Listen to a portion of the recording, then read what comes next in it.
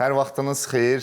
Yeni sayımızla sizin qarşınızdayıq. Əlbəttə ki, hər zaman qonaqlarımızdan danışırıq, onları təqdim edərkən müəyyən sözlər deyirik, amma şəxsən bu gün mənim üçün çox böyük fəxrdir qonağı təqdim etmək. Uzun müddətdir ki, mən əminəm ki, onu hər hansı bir proqramda görmürdünüz. Mən tam əminliklə, rahat şəkildə Azərbaycan futbolunun əfsanəsi, Azərbaycan futbolunun professoru sözünü rahatlıqla deyə bilərəm. Mahmud Qurbanov, xoş gəlmisiniz proqramımıza Mahmud müəllim. Uzun müddətdir həm iş başında, həm müxtəlif kanallarda olsun, proqramlarda olsun sizi görmürdük. Mən əminəm ki, hazırda ümumiyyətlə sizin adınızı çəkəndə, ümumi planda sizi görəndə daha da maraqlı izləyəcəklər bizim izləyicilərimiz. Vəziyyət necədir? Hazırda biraz futboldan kənardasınız. Bilirəm, ürəkdə hər zaman futbolla birlikdəsiniz, amma istərdim bax hazırki proseslərdən danışaq ki, futbola kənardan baxmaq necə təsir bağışlayır? Düz buyurdunuz, futboldan kənardayım hələ ki, amma futbolun içindəyik. Çempionatları izləyirik, yığman oyunlarını izləyirik, Avropa çempionatlarını izləyirik. Düzü qıraqdan baxmaq çətindir. Çünki şablon olmasın, həyatımın çox hissəsi futbolla bağlı olub. Amma çətindir qıraqda durmaq. İzləyirik, baxırıq, azarkeşlik eləyirik.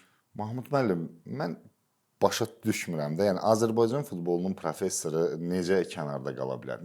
Yəni şəxsən mənə çatmır bu. Mən əminəm ki, mənim fikirdə dəhşət çox insan var. Siz özünüz bunu necə qəbul edirsiniz? Yəni bu necə ola bilər ki, Mahmud Qurbanov, mən bayaq belə kulis arxasında sizdən soruşanda, yəni dedim indi ən azından deyəcəksiniz ki, bir məsələ var, Tural səbirli ol, ora olacaq, bura olacaq. Yəni mənə də oradan qəribə gəlir. Yəni bu düzgün bir şey deyil indiki dövrdə. Hər halda reallıq budur. Mənim üçün də biraz qaranlıqdır. Niyə? Çünki bizim futbolda, indiki futbolda futbolu bilməyən, futbolla məşğul olmayan, ümumiyyətlə başqa sahədən gələn adamlar çoxdur. O yüzden də deyə bilərəm ki, bizə yer olmur. Mən və mənim kimi bir çox futboldan çıxmış insanlar var ki, qıraqda qalır. Səbəb nədir mənim? Səbəbini biz də bilmirik. Yəqin o futbola qıraq sahələrdən gələn adamlar futbolu yəqin bizdən yaxşı bilirlər. Elə fikirləşirəm ki, bizə ehtiyac yoxdur. Bizdən çox məlumatlıdırlar. Yəqin bu televizora baxmaqla, ya futbolçularla şəkil çəkdirməklə, ya hansısa bir Avropa ölkəsinə gedib derbiyə baxmaqla onlar elə hesab eləyirlər ki, bunlar futbolu bizlərdən yaxşı bilirlər. Niyə belədir olduğunu bu suala cavab vermək də çətindir mənim üçün. Hər kəs qeyd edir ki, indi mən istəmirəm yenə şablon olaraq başlayaq ki, uşaq futbolu inkişaf etməlidir, akademiyalar tikilməlidir. Bunu illərdir deyirik, heç bir faydası da yoxdur, heç bir irəliləyiş də yoxdur və çox vaxt görürük ki, federasiya tərəfindən veteran futbolçulara bir təşkilat yaradılır, yüngül bir sanki məsləhətxana yaradılır. Mən ora hər zaman kənardan baxanda nə qədər əlbəttə ki, orada təcrübəli, hörmət etdiyimiz məşqçilər olsa da, mən hər zaman belə fikirləşirəm ki, sanki sizin işiniz yoxdur, qarışmayın. Yəni maaş veririksə təkcə bir müdaxilə etməyin, biz öz işimizi. Mən belə başa düşürəm bunu. Çünki bax bu təşkilatların hələ bir fayda verdiyini görməmişəm. Bizdə futbola biznes kimi baxmaq artıq daha populyarlaşıb və bu da sanki naşı yanaşmaya görə futbol ziyan görür. Bax bunun qarşısını almaq mümkündürmü ümumiyyətlə? Biz bilirik ki, nə qədər tapşırıqla oynayan futbolçular var, tapşırıqla gətirilən oyunçular var. Onlara nə maaşlar yazılır, nə pullar futbolçunun özünə çatır, nə onu gətirən adama gedir. Biz bu problemləri hər birimiz bilirik. Siz də bilirsiniz, mən də bilirəm, izləyicilərimizin də əksəriyyəti bilir. Bununla ümumiyyətlə mübarizə aparmaq mümkündürmü, yoxsa bütün dünya üzrə belədir? Valla bütün dünyanı deyənmərəm, amma mən bir daha təkrar edeyim ki, futbola yanaşma dəyişməlidir. Amma heç kim yerindən durub onu necə düzəltmək lazımdır, o işdə iş aparan yoxdur. Yəni hamımız danışırıq ki, futbol ən asan şey nədir? Danışmaqdır. Amma işi görmək çətindir. Biz otaqda oturaq heç nə eləyəməyəcəyik. Yəni otaqda oturaq, lap layihələr cızaq, layihələr yazaq, amma onu ki meydana çıxartmayacağıq, biz ki seçimlər eləməyəcəyik, o düzələsi şey deyil. Ona görə birinci növbədə futbola yanaşmanı düzəltmək lazımdır. Necə yanaşmaq lazımdır? Amma işləməlidir, futbol mütəxəssisləri olmalıdır. O dırnaq arasında futbol mütəxəssisləri yox, o futbolçularla şəkil çəkdirən, futbolçularla, nə bilim, belə deyək, Lord dildə deyək ki, ev çayxanada çay içib, desin ki, mən filan kəs futbolçu ilə yaxınam belə. Bunlarla iş düzələsi deyil. Bir çox futbolçular olub ki, birlikdə yetişmisiniz, komandaya gəlmisiniz. Bir dövr oldu ki, Kəpəzin üzvlərinin əksəriyyəti keçdi Şəmkirə. Yəni böyük bir heyət, mən xatırlayıram, yəni Kəpəzdə çempion olan heyət gəldi Şəmkiri çempion etməyə. Sanki mən bilirəm ki, o vaxt Şəmkir rəhbərliyindən də belə bir fikir vurulamış ki, necə çempion ola bilərik? Çıxış yolu bu idi. Yəni uzağa baxmaq lazım deyildi. Şəmkirdən Gəncəyə baxdılar, 5 oyunçu gətirdilər. Sizlə birlikdə kimlər transfer olmuşdu və bunu ümumiyyətlə necə qarşıladılar? Daha sonra mən bilən Gəncəyə də bir səfər olmuşdu. Kəpəzlə qarşılaşma. İlk görüşü istərdim danışasınız, necə qarşıladılar sizi? Mən bilirəm ki, Gəncəyə yəni az qala qışqırırlar ki, cəhənnəmə xoş gəlmisiniz. Yəni mən bilirəm ki, elə qarşıladı bütün rəqibləri. Gəncədə oynamaq çətin idi. Mənim özüm də. Amma Gəncə tunelindən də danışarıq. Mən o vaxt 96-cı ildə Neftçiyə keçəndə, sonra getdi biz Gəncədə də oynadı. Mənim üçün də çətin idi. Xaliq Mərdanov, Faiq Cabbarov, Azər Məmmədov Şəmkir getmişdilər və müqavilə bağladıq. Elə oldu ki, 3 ilimi orada keçirdim. Və orada da oynadıq. O 3 ildə 2 çempionluq qazandıq və birinci ildə çempionat dayandı. Onda da birinci yerdə gedirdi. 6-lıq sistem idi. Çempionat dayandı, ona görə sayılmadı. Bir ay qalmış çempionat dağıldı. Və beləcə 3 ilimi orada keçirdim. Vaxtlar olub, çempionat dağılırdı, yəni yekunlaşmırdı. Nə problemlər var? Həmin ilə bir məlum məsələlər ki, bir ildə biz çempionatımız keçirilmədi Azərbaycanda. Ondan sonra biz də xaricə üst tutduq.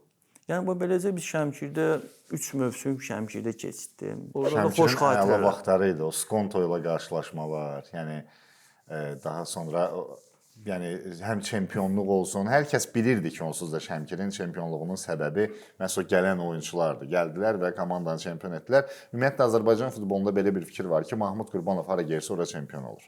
Yəni neçə dəfə belə bir hal yaşanıb? Bu həmişə deyirlər, bu mənim bəxtimdən ki, yaxşı oyunçularla bir yerdə oynamışam. Tam bəxt deməyək, Mahmud müəllim. Nə oldu? Mənim şansım oldu ki, o yaxşı. Orada məsələn mən elə komanda olub ki, məsəl üçün gedəndə, məsələn başqa bir kluba gedəndə onun heyəti zəif olub. Sonradan mən eşitdim ki, mən getdiyim klubda hansı ki oynamışam. Deyirlər axır ki, bu çempion olmayacaqlar. Amma gedirdim orada heyət, deyirdim o birisi heyətlərdən, komandanın heyətindən çox da güclü deyil idi, heç bərabər də deyildi. Amma axırda biz çempion olurduq. Harda olub o müəllim? Gedəndə bilmisiniz ki, heyət tam o səviyyədə deyil. Bir iki komanda olub. Məsələn, Interdə, Bakıda belə deyək də çempionluq o birisi klublarla müqayisədə elə də şanslar yüksək deyil. Şanslar yüksək deyil idi. Çox da yüksək deyildi. Az-maz var idi, amma ki biz nə bilim çempion olmuşdu, orada yaxşı futbolçular olub. Tək o mənlik olan şey deyil. Gərək bütün komanda oynasın. Və hələ də Mahmud müəllimin rekordunu, bax bu özünə məxsus rekordunu yeniləyən yoxdur. Amma çatan olub. Hələ də bu davam edir. Sırf komanda dəyişərək çempion olmaq məsələsi ayrı-ayrı komandalarla ayrı-ayrılarda olmur. Ayrı-ayrılarda mümkün deyil. Yəni mən inanmıram uzun müddət də belə bir şey olsun. Mahmud müəllim, bir qədər əvvəl də soruşdum. Bax o Gəncəyə rəqib kimi gələndə necə qarşılayırdılar? Yəni hamı da tanıyır, münasibət də var. Mən bilirəm ki, münasibət olan da orada yaxşı qarşılamırdı. Kənarda bəlkə də yaxşı idi, meydanda yox. Biz birinci oyunumuz Şəmkirlə, mən Şəmkirə təzə keçmişik biz. Birinci oyun Kəpəzdə. Birinci oyunumuz Kəpəz özü Gəncədə. Gəldik oyuna. İstəsən belə pis ssenari yaza bilməz. İstəsə də alıb. Tərslikdə gəldik, düşdük Gəncə ilə. Təzə keçmişik. Azarkeşlərin də işlənən vaxtı ki, bunlar niyə gediblər? Onlar da, bilirsiniz, azarkeşlər gəlir 90 dəqiqəni baxır. Amma o 90 dəqiqədən qabaq nələr olur, onlardan heç vaxt xəbərləri yoxdur. Niyə getdilər, nəyə görə komandanı tərk elədilər? Yəni, belə şeylər var. Bunları bilmirlər, onlara maraqlı deyil. Yəni ki, o oynamalısan. Mən bir şey deyim də, bu Gəncə futbolunda biz çox, məsələn, 95-ci ildə biz çempion olduq ilk dəfə. Hamısı heyət Gəncə futbolçulardı, Gəncə məktəbində. Və bizim nə premiyamız var idi, maaşımızı 3 ay, 4 aydan biri alırdıq. Bizim, belə deyək də, maddi cəhətdən, şərait cəhətdən heç nəyimiz yox idi. Bir dənə futbol sevgisi var. Bir dənə sevgi, azarkeşlər, Gəncə adı, bizdə Mehman Allahverdi baş məşqçidir. Gəncə, azarkeşlər, Kəpəzə sevgi. Biz bir dənə bu amalla çıxıb oynayırdıq. Biz oynayırdıq Gəncə adına, azarkeşlər, bir də bu bu stadionda biz Qəribə odur ki, o il çempion olduqsa, yəni o həmin amalla. il biz çempion olduq. Yəni azarkeşlər üçün maraqlı deyil də. İndi baxıram futbolçuların çoxu məsələn bir komandanın digərinə transfer. Məsələn mən Neftçidən Lənkərana gedəndə də həmin şeyi bir azarkeşlərdən hiss elədim. Amma azarkeşlər çox şey bilmirlər. Onlara klub rəhbəri nə deyirsə, ona inanırlar. 3-4 nəfərə deyir, o da gəlir cəmaata deyir azarkeşlərə. Yəni azarkeş onlar da deyir ki, satdı bizi. Onlar da deyir, doğrudan bu bizi niyə satdı? Amma bilmirlər. Yəni o kluba necə deyim, klubun özünə sərf eləyəni deyir. Bizim həmin vaxtda da biz Gəncədən kontrakt da qurtarmışdı. Yəni mən yenə deyim, mən Neftçiyə gedirdim, amma elə oldu ki, alınmadı, Şəmkirdən təklif gəldi, getdi. Amma çox belə deyim də ağır keçdi həmin oyun, o Gəncədəki oyuna qaydaq. 0-0 oldu, heç oldu. Stadion çox uydu adam. Deməzdim ki, dolu, amma çox uydular. Ən çox da Kəpəz. Yəni o təzyiqi biz 90 dəqiqə mən hiss elədim. Tək mən yox, Xaliq də, Faiq də. Sizə qarşı xüsusi təzyiq var idi. Kəpəzin gedənlərə qarşı əlbəttə ki, Gəncəyə gedib birinci oyun özü Gəncədə oynadı, cəmaət də hisslidir ki, bundan niyə Şəmkirə getdilər qonşu rayona. Məsələn, oranın da öz oyunları var idi, derbi. Məsələn, Şəmkir, Kəpəz, həm Kəpəz Toz, Şəmkir Toz. Biz məsələn getdik Tozda oynadıq, Şəmkirdə oynayanda da bir qırğın oldu, düz utduq, çempion olan ili. Amma Şəmkirdən Tozda qarşı. Şəmkirlə Tozda oynayanda və çox ağır oyun keçdi həqiqətən də. Həm azarkeşlərin baskısı, həm komanda da Tozda yaxşı idi. Onda Kəpəz də pis deyil idi, yaxşı idi. Təzə qurulmuşdular onlar da bizim kimi, Şəmkir kimi. Amma heç oynadıq, yəni ağır keçdi. Deməyim ki, yaxşıdır. Bizi dəstəkləyənlər də oldu, amma az idilər. Şəmkirlər az gəlmişdi.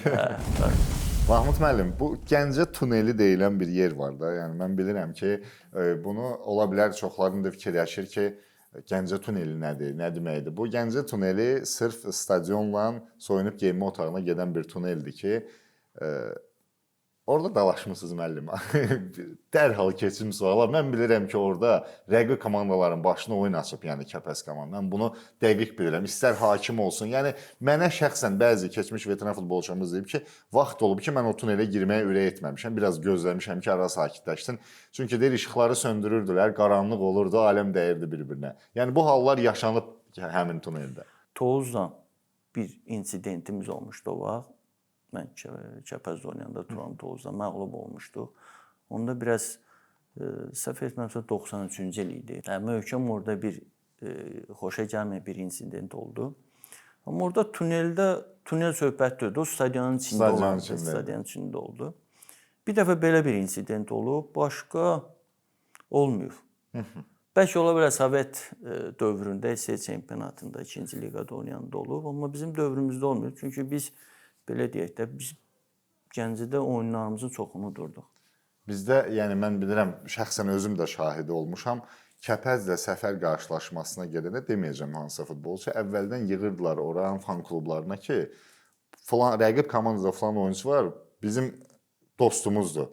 Onu çox sıxmayın, yəni çox təhqir eləməyin, çox üstünə getməyin azarkeşlərə. Xəbərim yoxdur. Yəni o dərəcədə elə məqamlar olurdu. Yəni ən çətin səfərlərdən biri sayılır Gəncə səfəri. İndi vəziyyət biraz Kəpəzdə ürək açandır. Yəni bu da ən çox mən əminəm ki, sizə də təsir edir. Hər futbolu sevən hər kəsə təsir edir ki, niyə Kəpəz çempionluq uğrunda mübarizə aparmasın? Yəni bu hazırda Gəncə futbolundakı problemlər. Bir oyuna keçmək istəyirəm, insidentdən danışdıqsa, Neftçi Pünik oyununa istəyirəm keçək. Tarixi bir qarşılaşma idi, hər birimiz oturub azarkeşlik edirdik. 2-0 Adamya gol vurdu, daha sonra Mahmud Qurbanovun ötürməsi Vidadi Rzayev təkbətək çıxdı 2-0 və mən bilirəm ki, orada heç birimizin bilmədiyi məqamlar oldu. Daha sonra oteldə, elə stadionun ətrafında da, yəni bəlkə də ən gərgin qarşılaşma karyeranızda o idi. Bilmirəm, razılaşarsınız ya yox. Yəni sırf gərginliyinə, problemlərinə görə. Hə, ən gərgin də o idi, çünki xatırlayaq da həmin oyunu. Həm düşmənlərimiz idi, həm 19 yanvar idi. Əslində biz Püniklə düşməli deyildik. Çünki o SNG-ni o vaxt təşkil edənlər elə şey seçirdilər ki, biz ermənidən Azərbaycanlılar düşməsin. Bilirdilər ki, problem olacaq. Hə, problem bilirdilər də. Amma əslində orada Skonta çıxmalı idi. Skontanın da həmin vaxt baş məşqçi Starkov idi. Mənim yadımda. Daha sonra Bakıya gələn. Starkov, hə, Starkov Spartak Moskvanın baş məşqçisi qoydular həmin il. Ermənilər də onların qrupasındaydı. Elə oldu ki, Skonto axırıncı oyunu uduzdu. Çünki bundan Spartak Moskva ilə yoldaşlıq görüşləri var idi. Starkov danışmış ki, bunlarla yoldaş görsün. Bunlar da xarici gedəsi idi Spartak. Bunlar gözləyəsi deyirlər ki, SNG qutarsın, sonra mı oynasınlar Skonto ilə. Bunların Skonto ilə yoldaş görüşü. Ona görə SNG kubokunu belə deyim də yola verdilər. İki nə var, bunlar oynasın. Bu ikinci yerdə ermənilər tutmuşdu. Ermənilər gəldilər, düşdülər bizə. Bunlar belə düşdülər. Amma oyundan qabaq yenə deyirəm, gərginlik var idi. İndi deyək ki, yoxdur. Hər halda baxmadan mümkün deyil. Yəni elə bir vaxtda da oynayırıq özü Moskvada düşmənlərimizlə. Gərginlik olacaqdı, hamıda var idi. Dəqiqədə bir bizdə iclaslar olurdu, danışırdıq. Biz hər halda biz oyun mahiyyətini bilirdik də. Oyun belə deyək də karyeramız üçün nə ola bilər? Yəni uduzsaydıq bizi nə gözləyirdi? Necə qarşılayacaq? Necə qarşılamaq da bütün tarix boyu, yəni ki, bu bizim üstümüzdə olacaqdı ki, bunlar ermənilər uduzdular. Çox yumşaq deyirsə, gərginlik var idi. Yəni adam özü fikirləşəndə bir empatiya quranda, yəni bizdə necə yatasan gecəni, bilirsən ki, səhər belə bir gərginlik var idi, amma yenə deyim, bizim heyət o vaxt çox yaxşı idi. Heyətdəki futbolçular yaxşı idi. Hər halda heyətdəki futbolçularımız bilirdik ki, udacağıq. Yəni o qədər biz özümüzə belə deyim də uverinlik həmin vaxtda. Amma sadəcə bu düşmən olmağı, 19 yanvarda oyun, Moskvada oynamaq da hər halda ruslar, azarkeşlərimiz gələcək, onlarınki də çoxdur. Azarkeşlər gələcək, o biraz o gərginliyi artırırdı. Hər halda deyim ki, yaxşı yatdıq, inanmıram. Saat 1 idi, 2 idi, hamının qapısı açıq idi oteldə. Koridorda gəzən aba fikri. Hamı fikirliydi, hamı fikirləşirdi. Hər halda bu normal şeydir. Oyunun birinci hissəsi bizim üçün gərgin keçdi. Nə barədə? Gərginlik var idi. Hər halda bizə oyundan qabaq gəldilər həm Rusiya Federasiyasından ki, yəni meydanda davazad olmasın. Çünki bir tərəfdə onların azarkeş, bir tərəfdə bizim azarkeşlər. Sonra vəziyyət Amonlar gətirmişlər nə qədər. Davazad olmasın, bizi xəbərdar eləmişdilər ki, sadəcə oyun olacaq. İndi kim udmaz, amma hakü düşməsin də, orada dava olmasın. Birinci hissədə biraz gərginlik var idi hamımızda. Amma ikinci hissədə sanki özümüzə gəldik. Və ikinci hissədə biz qollarımızı vurduq. Məğlub elədik. Ötürmə, nə bilim, Vidadi Rzayeva, yəni dəhşət bir şeydir. O ötürmə, mən canlı baxırdım oyuna, yəni top artıq gedəndə nə bilim, nə hisslər keçirirdi insan. Yəni mən uşaq idim da, amma yəni bilirdim ki, artıq bu ötürmə gedir, çatır və Vidadi Rzayev də orada. Vidadi Rzayev, ümumiyyətlə istər Vidadi olsun, istər Zaur olsun, istər Adami olsun. Onlarla oynamaq çox rahat idi. Yəni bir-birimizi yaxşı başa düşürdük də, bilirdik ki, o hara açılacaq, mən pasara verəcəm, o bilirdi. Yəni onun üçün rahat idi oynamaq. Və beləcə biz rəqibi utduq, düşmənlərimizi 2-0. Gəldik otelə. Otelə gələndə gördük onlar holda oturublar. Hamısı boş. Eyni oteldə qalırdı. Eyni oteldə bütün iştirakçılar Kosmosda qalırdı otelində. Amma etajlar fərqli idi də hamının. Hərəyə bir etaj vermişlər komandaya. Gəldik gördük oturublar holda, hamısı baş aşağı. Heç bizim üzümüzə baxmırlar. Orada meydanda baxsız onların kapitanına Rəşad Sadıqovun biraz insident oldu. Komandanın biraz insident olmuşdu. Bu akası gözlüyü Rəşadı. Davam etmək üçün. Gəldi, Rəşad çağırdı. Onda bizim yanımızda da bu Rəşadın bir dostu var idi, bir boksçu var idi Emin. O da bizdən idi. Şimdi biz sevinirik, uşaqların yarısı getdi. Bunlar çəkildə getdilər qırağa. Bir də gördük ki, bu erməni yıxıldı. Bu kapitanları. Bunlar qaçdılar oraya, ermənilər. Qaçanda da indi biz kim qalmışıq? İndi uşaqların yarısı getmişdi əslində. Da biz də qaçdıq. Daha çox idi onlar. Onlar çox idi də. Bizdə uşaqların yarısı liftdən qalxmışdılar. Heç kim gözləmirdi ki, da burada dava olacaq da. Amma beləcə dava düşdü. Amma bəzi hərdən belə deyək də, Neftçinin heyətində olan, məsəl üçün, bəzi adamların danışıqları, məsələn, o vaxt bu haqda danışanda, bəziləri biraz özlərini şişirdirlər, şişirdib danışırlar. Amma əslində elə olmuyor. Hər halda mən bilmirəm orada kimlər olub, çünki mən özüm də oradaydım. Kim idi müəllim? Nə müsahibələr indi deməyək də, indi bu Yox, futbol orada kim olub, adamları. onu deyin, danışanları Orada uşaqların yarısı oradaydı. Ha bu dava düşdü. Sonra hardansa deyəndə ki, bir də baxdı ki, amonlar tökülür. Aralayırlar, hamını tutub bir-bir oralayırlar. Nə qədər amon gəlmişdi. O üçün araladılar, o beləcə. Sonra onların etajına polis snaryadı qoydular, bizimkinə də qoydular. Orada belədir ki, uduzdun, səhər çıxıb getməlisən.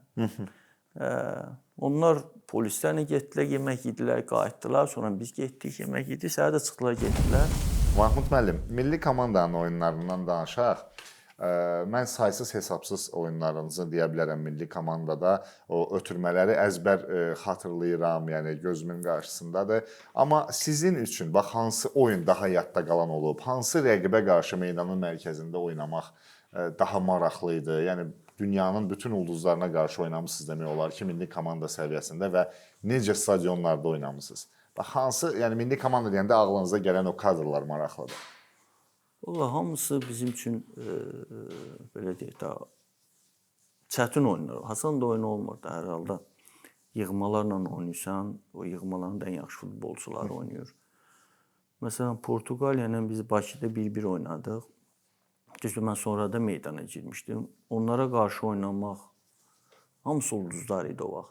Bir gün əvvəl də işıqlar sönmüşdü. Hə, 2 dəfə oynadıq da. Bir 45 dəqiqədə söndü, ikinci 45 ikinci gün oynadıq. Hə. Mən hələ Fiqonu elə sevinən görməmişdim. Bizim komandaya qol vurandan sonra sevindiyi kimi. Hər halda Portuqaliya futbolçular çox istəyirdilər onda. Bilməm nə istəyirdilər, nə isə deyirdilər bizə. Biz başa düşmürdük Portuqal dilində. Məsələn, meydanda baxırdım, Rui Costa da oynayan vaxtlarıdır. Fiqonu oynayan vaxt. Nə isə deyirlər bizə. Əllərini görsədirlər. Deyir ya, bunlar nə danışır? Nə hər halda düzurdular. Onlar üçün də yaxşı deyildi ulduzlar gəlib Azərbaycan yığmasında. Hər halda qapıda Vitor Baya idi. Vitor Baya, Couto, hamısı oynayırdılar onda. Sapintolar var idi, Conceição var idi sağda. 90 plus 7-də vurdular, Figo vurdu. Bərabərləşdilər. Oyun maraqlı oyun idi. Mən gəldizə o soyunub geyinmə otağına dilxorçuluq idi də yəqin ki, udurduq gəldik son dəqiqədə. Yoxsa əla idi ki, hər şey eybi yox, bir-bir oynadıq Portuqaliya ilə. Mənim maraqlıdır, orada insan nə hiss keçirə bilər yəni. Nə bilim, bəziləri üçün yaxşı idi ki, heç oynadıq. Bəziləri üçün, futbolçular üçün doğrudan deyiflənirdilər ki, naxaqda udurduq da 1-0. Top buraxdı. Amma Azərbaycan futbol tarixinin ən yadda qalan oyunlarından biridir bu şübhəsiz. Yəni həmin dövrlər üçün çox gözlənilməz idi. Portuqaliyaya qarşı bizim belə oynamağımız. Hər halda yığımı onda yaxşı oynadı. Açıq elə birinci gündə o işıqları sönəndə birincisi də yaxşı oynamışdı. Hər halda onlar bizə məğlubiyyət verməli idilər. Əslində çünki bizim stadionda işıqlar yanmır. Amma onların o Futbol Federasiyasının prezidenti eşitdiyimə görə deyib ki, biz bir tam onlara qol vuramadı.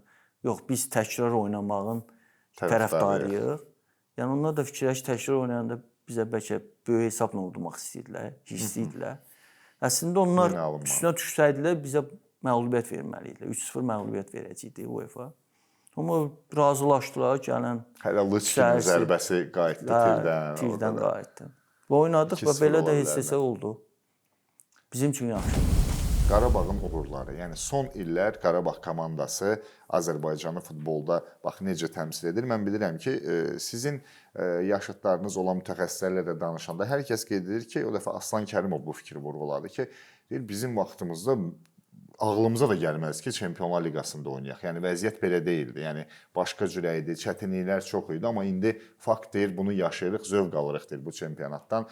Və məsələni Qurban Qurbanova gətirmək istəyirəm. Düzdür, Mahmud Qurbanovla Qurbanov deyəndə mənim Podgorica yadıma düşür dərhal. Cərimə zərbəsindən sonra siz topu qapıya istiqamətləndirdiniz. Qurban müəllimə dəyən top hesab 2-2 oldu. Həmin oyun ümumiyyətlə mükəmməl idi. Qurban müəllimin dublu, biz məğlub olmadıq. Əla qarşılaşma. Amma bax, bütün bunları necə dəyərləndirirsiniz? Yəni, həmin dövrdə doğrudan mümkün deyildi belə nəticə qazanmaq? Yəni, götürsək əgər ki, indiki dövrü Qarabağdan başqa Çempionlar Liqasının qrup mərhələsinə düşən Neftçi olub. Böyük ağa müəllim vaxtında rəhmətliyin. Avropa Liqasına. Avropa Liqasının qrup mərhələsinə düşən. Amma Çempionlar Liqasına belə baxanda ancaq Qarabağ düşür də. Başqa bir ikinci komandamız yoxdur orada. Olmuyor. Düzdür, Qəbələ də Avro Liqanın qrup mərhələsində oynayıb. Əlbəttə ki, o vaxtlar bizim futbol üçün ümumiyyətlə bu bəlkə də əlçatmaz idi. Yəni deyirəm, çünki əvvəllər futbolçular, keyfiyyətli futbolçularımız, yerli futbolçular daha çox idi. Yəni deyirəm, Sovet futbol məktəbindən çıxmışdılar. Amma şərait də o deyil idi. O futbolçular üçün belə deyək də məşq prosesləri də o deyildi. Başa düşürsünüzmü? İndiki məşq prosesləri daha maraqlıdır, daha yaxşıdır. Çünki futbol da inkişaf eləyir. O barədə fiziki durum da yaxşı deyil idi o vaxtlar bizdə. Bizim üçün o əlbəttə Çempionlar Liqasının qrup mərhələsində fikirləşəndə ki, nə vaxtsa biz çıxa bilərik, biraz çətin görsənirdi. Çünki o şəraiti gözün qabağına gətirəndə, durumumuzu gözümüzün qabağına gətirəndə çətin idi. Amma Qarabağ komandası bunu bacardı. O da öz zəhmətləri hesabına, öz əziyyətləri hesabına, öz bacarıqları hesabına bunu bacardı. Amma ikinci bir komandamız yoxdur. Biz sanki biz Azərbaycan futbolu sanki Qarabağın uğurlarının kölgəsindəyik. Hazırda vəziyyət belədir. İstər yığma səviyyəsində olsun, istər klublar səviyyəsində olsun. Ona görə bizim üçün əlbəttə ki, Aslan düz deyir ki, o vaxtlar hərdən biz də o vaxtlar yığmada oynayanda, görüşəndə, bir komandada oynayanda futbol haqqında çox danışırdıq. Və belə bir fikirlər gəlirdi ki, görəsən nə vaxtsa bizim futbol da belə olacaqmı? Məsələn, baxırdıq, televizorda hərdən bir Çempionlar Liqasının oyunlarını verirdilər. İndiki kimi deyil də, geniş. Baxanda fikirləşir ki, nə vaxtsa bizim komandalarda oynaya bilər. Düzdür, özümüzü orada görmürdük. Çünki bizimki vaxt gedirdi. Bizim üçün belə deyək də, o şərait, o imkanlar yox idi. İstəyirsiniz ki, Azərbaycan komandası Yəni, nə vaxtsa olar, amma bizdə Qarabağ oldu. Yavaş-yavaş proqramın sonuna çatırıq. Mən bir rubrikamız var ki, bu dəfə lap maraqlı olacaq. Çünki Mahmud müəllimin cavabları, qurduğu heyət tamam fərqli olacaq. Bir yerdə çıxış etdiyiniz ən yaxşı 11-li xahiş edəcəm sizdən qurasınız. Qapıçıdan tutmuş meydan oyunçularına qədər taktiki sxemi də özünüz necə istəyirsiniz elə müəyyənləşdirin.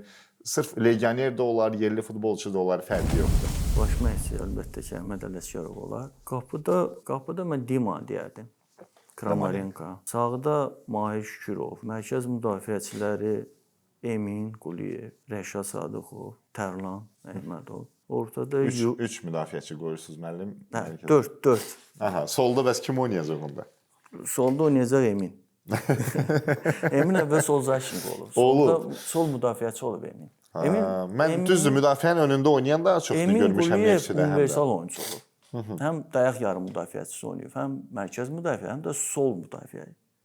O ən çox sol müdafiəçidən başlayır. Mən onu tanıyandan bir səbəbində o sol müdafiədən başlayır. Siz onda solda Emin Quliyev var. Emin Quliyev. Mərkəzdə Aslan Kərimov, Yunis, Vidadi, bir də özümü. Aha, əla. Qabaqda da 2 zaurları qoyardım. Ramazanovla Tağızadəni. Siz 4-4-2 taktiki sxemini verirsiniz. Deməli, mərkəzdə oyunçuların seçiminə görə Aslan Kərimov, Yunis Hüseynov, başqa özünüz və Vidadi Rzayev. Ön xəttə Zaur Ramazanovla Zaur Tağızadə. Heyət, yəni heyət deyil, qızıldır. Yəni başdan ayağa onu taktiki düzülüşlə verəndə baş məşqçi də Əhməd Ələsgərov. Amma elə dövr olub ki, bax bu heyət bir yerdə oyuna çıxıb. Tam yox, amma əksəriyyət bir yerdə oynamısınız məncə. Oynamışıq ha. Amma Mahmud Qurbanovun seçdiyi 11-li bir dənə də legionerə yer vermədiniz.